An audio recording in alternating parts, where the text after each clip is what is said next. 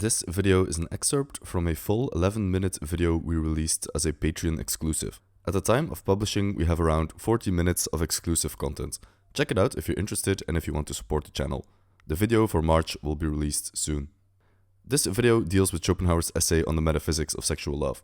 Because of the subject matter, we cannot release the full video on YouTube without risking demonetization. Our Patreon exclusive videos will generally be about topics that are too spicy for YouTube. Support us by clicking the link in the description. Thank you. Schopenhauer's essay on sexual love, entitled simply The Metaphysics of Sexual Love, is interesting. There are many anticipations of Darwin in this essay and some interesting psychological observations. We'll go over a few of them. We always need to keep in mind that the will is a blind, aimless striving that wants nothing but to continue to exert itself. This tendency of the will translates to what we perceive as sexual lusts or love between humans. The fact that this tendency of the will overrides any particular individual is for Schopenhauer the reason why the subject of love is so incredibly prevalent in the works of art and entertainment, and yet never seems to bore us. The subject remains forever interesting because it concerns the most fundamental aspect of our being, the will. We also need to remember that as far as the will is concerned, every single human is simply another objectification of the same underlying will. For Schopenhauer, this means that fundamentally, humankind is the plaything of a blind, irrational, aimless process only aimed at itself. Our human happiness or well-being is of no concern to it. This means that we don't always fall in love with the person who is right for us. The will doesn't care. But Schopenhauer goes even further than this. His hypothesis is that humans, who are wildly incompatible as far as character, temperament, and looks are concerned, will actually be most attracted to each other. For example, Schopenhauer assumes that a tall man will seek out a short woman, and interestingly, vice versa as well.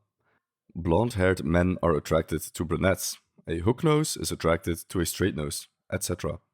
Each individual man or woman looks in his partner for complementary characteristics to nullify or compensate for his or her own faults and imperfections.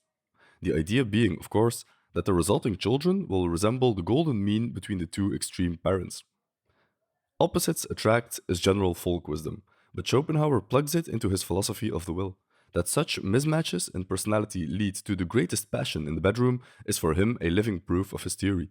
And, interestingly enough, against the spirit of the times, for Schopenhauer this was a reason to advocate for marriages out of love, which was of course a pretty radical idea at a time where marriages were viewed as strategic alliances between families. For the same reason, he opposes such arranged marriages. But let's be clear, he's not for marrying out of love or against arranged marriage because he thinks it will make people happier. He simply thinks that these marriages will result in more capable offspring. We are listening more clearly to the directives of the will when we marry for love rather than for other reasons. In fact, Schopenhauer concedes that arranged marriages result in more stable marriages. Why? Because incompatibility, which is so good for the children, is really bad for staying together with your partner long term. And in arranged marriages, the parents of both parties have a more level-headed, rational perspective on the personality of their child and who fits with them best. Therefore, those marriages arranged by the parents will tend to be more stable than marriages for love.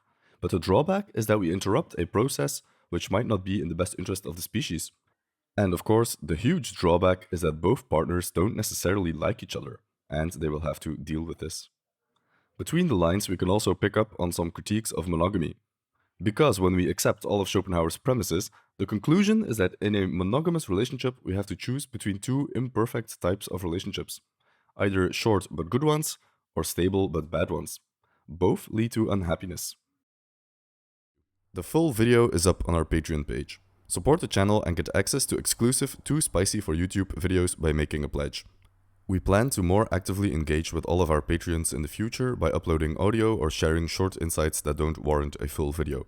A special thanks goes out to all of our existing patrons whose support is invaluable in keeping the channel alive. Your continued support is greatly appreciated. If you liked this video, you'll also enjoy Schopenhauer's thoughts on monogamy, or if you need a refresher, we have done a 40-minute video on his main philosophy.